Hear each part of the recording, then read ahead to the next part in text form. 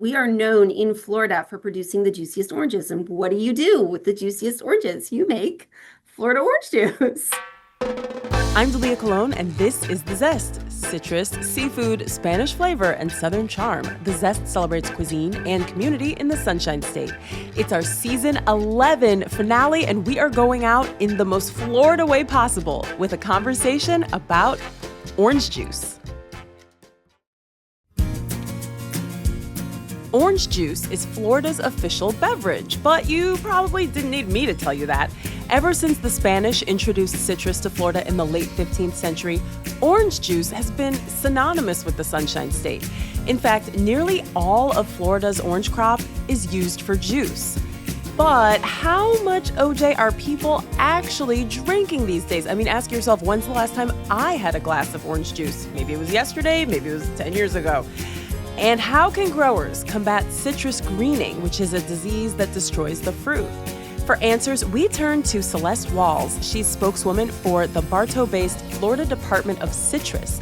In this conversation, Celéste explains the role of Florida orange juice in American history, fascinating, gives an update on the current state of Florida's orange juice industry, and suggests ways to cook with the Sunshine State's favorite drink.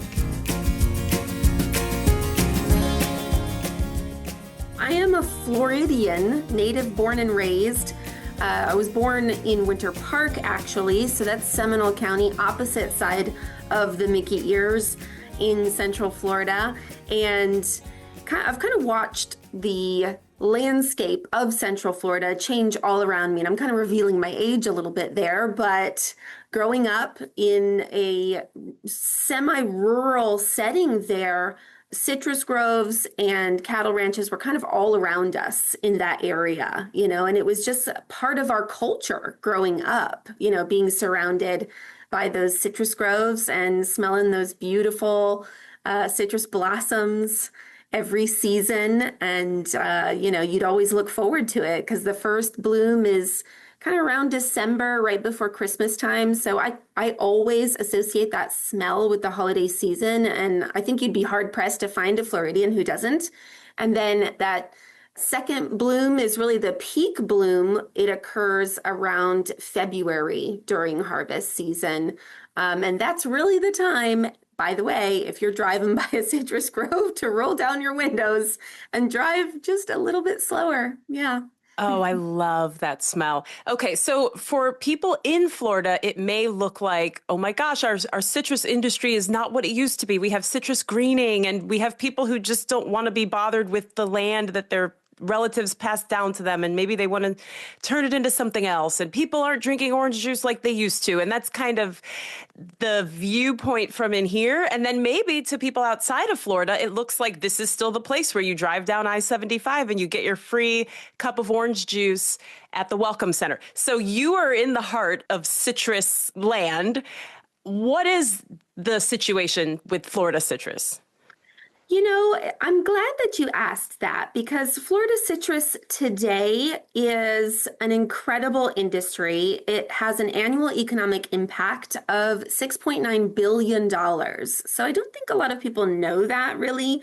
There's also over 274,000 acres of Florida citrus groves. And just to put that into perspective for people who don't know, you could fit 10 Walt Disney World resorts inside of all of the real estate that Florida citrus currently covers today, right? So to say that it has an incredible impact on every Floridian is an understatement, but it also directly supports over 32,000 jobs.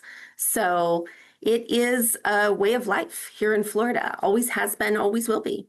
Talk to me about citrus tourism. I didn't realize people were coming from other places just to experience kind of what you grew up with. Yeah, so if you want a taste of real Florida, then the number one thing you have to do is experience Florida orange juice and Florida citrus, right? So if you go to floridacitrus.org/visit a grove, there is an interactive map on that page where you can actually find different grove experiences. Or if you don't have time, let's say you're here for a very limited amount of time, you're doing the theme park thing, you're doing the beach thing, whatnot, and you're not going to have time to visit a grove or a grove experience or a grove store while you're here, you can actually have your citrus fruit shipped home. Our citrus gift fruit shippers are amazing. And what a better way, by the way, to send that to a family member while you're vacationing here in Florida. Much more awesome than a postcard, in my humble opinion. They can literally taste a piece of Florida. So yeah, there's ways that you can visit grove stores by visiting that page and make it a part of experiencing real Florida while you're here.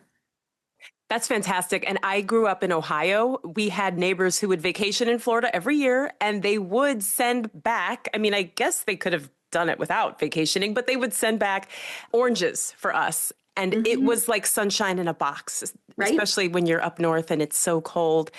We obviously think of oranges, but what maybe are some of the citrus fruits that don't get this, I guess I'll just say it, limelight?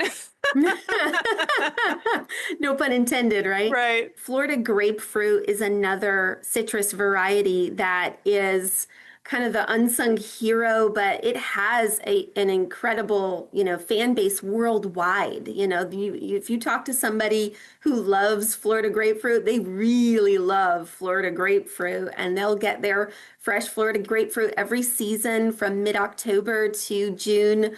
And there's even a Florida Grapefruit Day in Japan. I don't know if you knew that. Nope. But there are some big grapefruit fans out there. Wow, I had no idea. Okay, now we're talking in the warmer months right now. I always thought of citrus season as something for the winter. We have a lemon tree in my backyard and it's doing its thing in the fall and winter. I've taken my kids to pick oranges at Dooley Groves in Ruskin, again in the winter. What are the citrus opportunities in the summer that we may not think about? The wonderful thing about the citrus industry is that you can enjoy Florida orange juice all year round. You can go into your grocery store around the country and you can get Florida orange juice, right?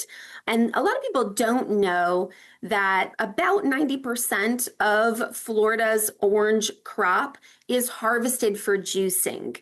And there's a reason for that, actually. So Florida's subtropical climate, with its abundant sunshine, plenty of rainfall, warm temperatures, and unique sandy soil, really makes for the perfect growing conditions for what the world knows as the juiciest oranges, right? We are known in Florida for producing the juiciest oranges. And what do you do with the juiciest oranges? You make Florida orange juice. Wow, right? you're making my mouth water. I know. Okay, but here's a question, because I give a talk through Florida Humanities, and sometimes we'll ask different questions to the audience about, their consumption of different Florida products.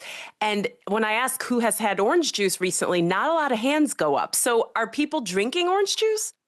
We have done a lot of research on our end, and I'll give you an example. Through our OJ Consumer Tracking Survey, which is a monthly survey that's managed by the University of Florida's Food and Resource Economic Department in collaboration with the Florida Department of Citrus, the respondents most recently ranked 100% orange juice among the top beverages, followed by water and milk only as having the highest quality for the money. So there's a lot of beverages in the beverage category right now. If you walk into a grocery store, how many beverages are you going to pass by, right? It's amazing how in the, most recent decades, your options in the beverage category have just exploded, right?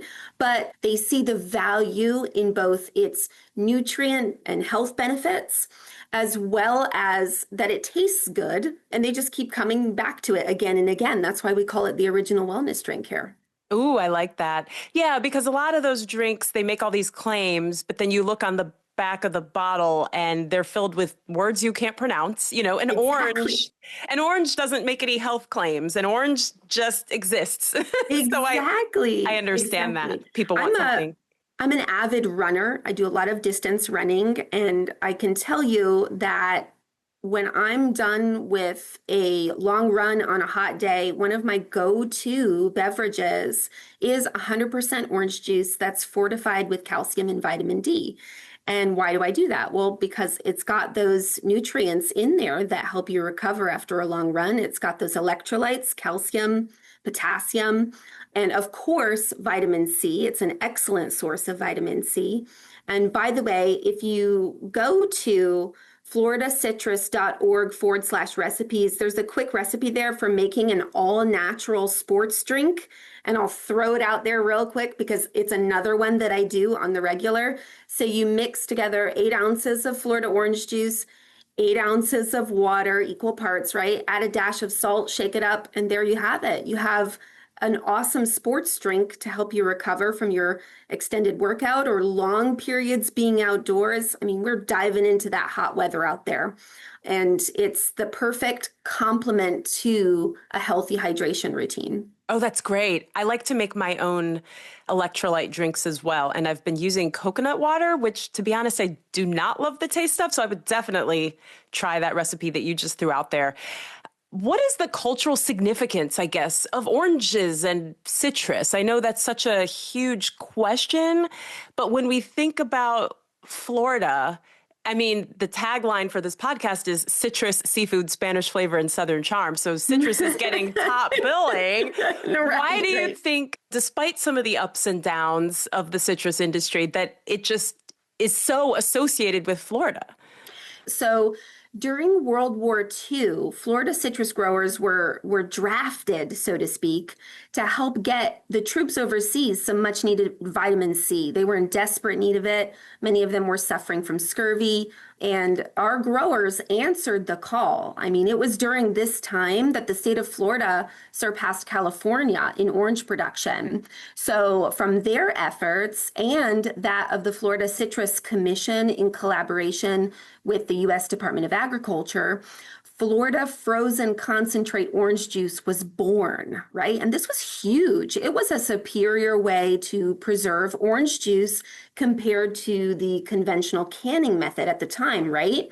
And it maintained its premium taste that way, right? So when the boys came home in September of 1945, shortly after VJ Day, they brought with them the taste for liquid sunshine.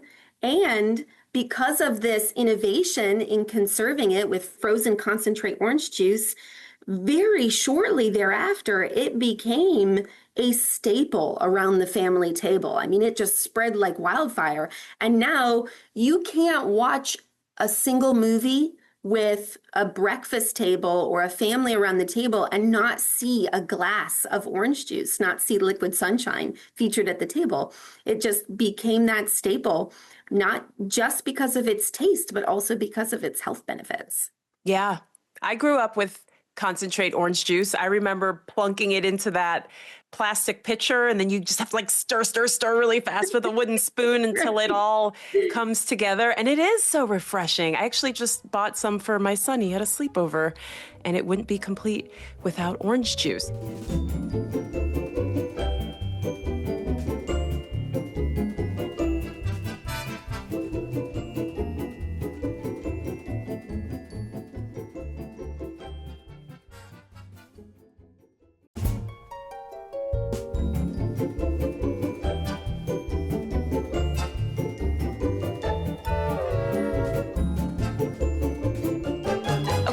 Yes, we associate Florida with oranges and other types of citrus, but you were telling me when we spoke recently that citrus is really cross-cultural. It's not just a Florida thing. You didn't have to have a grandfather who was in World War II, which mine was, and I need to ask him about that. But talk to me about some of the ways that other cultures use orange juice. And obviously we have some of those cultures here in Florida as well. Yeah, so my mom was Cuban. She was born in Havana, Cuba, and came with her family when she was 5 years old. So she was raised in Key West, really. But because of my mother and her Latin roots, I was raised on Cuban cuisine. I think Latin food is a perfect example of how citrus is featured regularly in those recipes. I mean, imagine mojo without citrus. You just can't, right? By the way, on our website, there's a delicious collection of recipes. One of my favorite is the Florida Citrus Mojo Pork Cubano. Florida orange juice is the star in that recipe in making that favorite pork dish, but it is perfect with rice and black beans or as the star in a Cuban sandwich. I mean, that for me is like home, right? Yeah. Yeah, you need something to give it a little zing. So Right. citrus. And citrus and Florida orange juice does that. Yeah, Exactly. for sure. What is something that we haven't talked about yet? Maybe something you want the rest of the country to understand about Florida citrus? You know, I personally I use Florida orange juice in cooking on the regular. I love food. I consider myself a foodie. There's really very few things that you could put in front of me that I wouldn't like, right? But I just love how diverse Florida orange juice is in the kitchen. You can experiment with other cuisines. One of the recipes that I haven't tried yet, but I'm absolutely going to because I just love Asian cuisine, is the Buddha bowl with orange tahini dressing.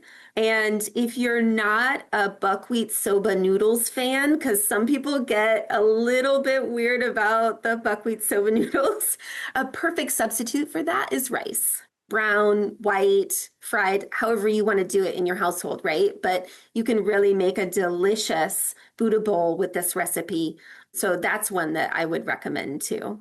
That's such a great point. And I think a lot of times in cooking, when you would use water, you could be using something with more flavor, like citrus, or sometimes I'll use like a veggie stock. Just always thinking, how can I add more flavor to this dish? And just having even like little ice cube trays with orange juice and just be able to pop it into whatever you're cooking, I think would just give it a little boost. You have you have so many great stories about the citrus industry, past and present. Are there any other sort of favorite stories that stick out, maybe from Florida history or even from your own growing up? Oh my goodness gracious. Well, I can, speaking to how Florida orange juice is just a part of our culture, right? I can remember growing up and my mom, she was kind of a no person. You know what I mean? You know those moms, right? I am that mom. Yeah. Right.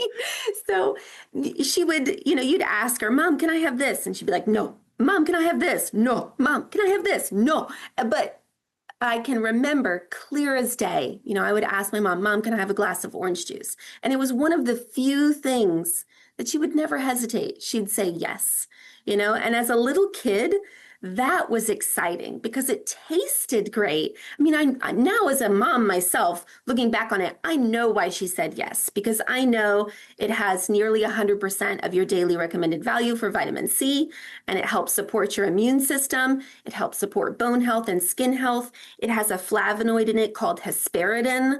It's a naturally occurring plant compound that has been shown to have numerous health benefits, right? But as a kid, you don't know that and you don't care about that. You just want it to taste good. And it was just a part of that loving care from your mom that you grow up remembering and that now I take pleasure in sharing with our kids. It's just part of home.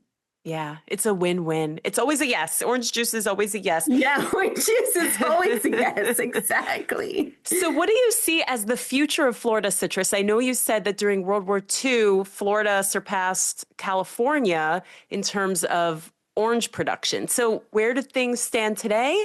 And what do you see in the future? Yeah, so our Florida citrus growers are an amazing group of people. Many of them are third, fourth, and fifth generation citrus growers, and they are not in this for the money. I can tell you that they are in it because Their parents, grandparents, great, and even great great grandparents did it. They're in it because they love it and they love to provide a wholesome, natural food for the world to enjoy. So, the future of the citrus industry is really our growers and how they are innovating and choosing to continuously grow Florida citrus in a sustainable way. Our Florida citrus groves provide a natural migration highway for Florida wildlife. And we need those citrus groves for more than just us as consumers. I mean, it's wonderful for Florida's environment and for Florida wildlife as well. So you will never see Florida citrus go away. It'll always be here and it'll always be part of the Floridians' culture. And Florida citrus growers are committed to growing the best citrus in the world. It is the best. Man, you're making me thirsty. You mentioned innovation. What are some of those innovative things? Because somebody whose great great grandfather and grandmother had a citrus grove, I mean, I'm assuming it would be easier today than it was back then, but maybe I'm wrong about that. Through the decades, Florida citrus growers have faced numerous severe weather-related events, and that's just a part of their life. They've also faced numerous diseases. Diseases have come and gone. Some diseases are still here, and they're having to look at ways where they can sustainably grow Florida citrus. So one way is by the natural process of finding varieties that are more resistant to these diseases, right? So they collaborate with researchers in order to do that. And there's some very promising research that shows resistance to certain diseases. And these are by the natural breeding process, right? And also things like where they're planting more citrus in an acre. So there's a lot of innovation for what they call high density grove plantings, where they're planting more trees. It used to be where the standard was about 100 trees per acre. And some of our citrus growers are doing really awesome things where they're planting as many as 800 citrus trees per acre, right? So they're doing a lot of amazing things. There's also another innovation where they're growing citrus under protective screens. That's called cups. You might have read about that, but it's really amazing because they're protecting their citrus trees from the elements and from diseases by growing them under cups. So that's just 3 examples of how our citrus growers are continuing to innovate. Yeah. Thank you. I just find this so fascinating because if you held an orange today and you held an orange, 500 years ago when the explorers brought them over, again, to prevent scurvy, right? I mean, the orange would probably look the same, but It has gone on such a journey. It really has. And it goes back as far as Ponce de Leon. He brought oranges to our shores, to St. Augustine. It grew wild there even before commercial citrus industry was born. So, wow. So cool. Anything else you want us to know? I'm never going to look at an orange the same way. Yeah, I mean, we're coming into those hot months. A lot of people enjoy it for entertaining, right? So another beverage that I'd recommend is the Florida Citrus Strawberry Iced Green Tea, right? So it takes a lot of the best of both worlds. I'm sure you know we grow strawberries here in Florida too. So you combine your Florida orange juice with your Florida strawberries and that iced green tea. It's just a delicious, refreshing beverage to enjoy all summer long and during your entertaining in the, backyard barbecues and that sort of thing. That does sound refreshing. When you said entertaining, I thought maybe you were going to say mimosas, but that's a given. Well, that's a given. I wanted to give you something a little different. Yes, those all sound great. Okay, every time you say something, it just spawns another question. I'm sorry. How is it that we are getting orange juice in the summer? Like, where are all the oranges, or how do they preserve the juice?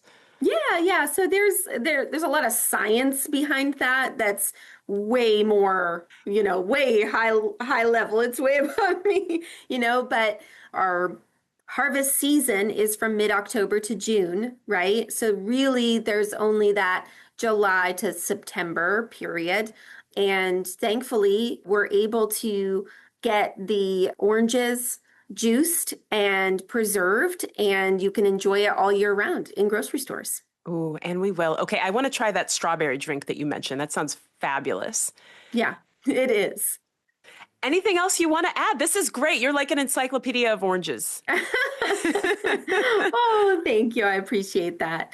Yeah, no, I mean, if you're ever looking for any other inspiration, you can go to floridacittrus.org/recipes. There's everything on there, beverages, adult beverages, by the way. There's an amazing spin-off on a mimosa there, on a classic mimosa that's really fun. One adult beverage that I've tried that is absolutely delicious is the Florida orange juice and gin fizz cocktail. Yeah, it's super yummy. Ooh, that sounds so fun. Oh my gosh, perfect for summer. This was great. I feel like I learned something. I'm inspired to take out the orange juice that's left over from my son's sleepover and maybe do some experimenting with it. Awesome. I love that. Celéste Walls is Media Relations Manager for the Florida Department of Citrus. She shared some super fun orange juice recipes on our website, including a Buddha bowl with orange tahini dressing, Florida citrus strawberry iced green tea, the on-the-go Florida OJ sports drink, which I just made after my run this morning, and I totally co-sign, very refreshing, and Florida orange juice and gin fizz cocktail. How much fun are those? They're all on our website, thezestpodcast.com. As I mentioned at the top of the show, this is our season 11 finale, but we like to sprinkle in some surprises while we're on our break. This is also a great time for you to send us your questions for our Ask Us Anything episode. You can send those to info@thezestpodcast.com. I'm Delia Colon. I produce The Zest with Andrew Lucas and Alexandria Ebron. Zest is a production of WUSF, copyright 2025, part of the NPR network.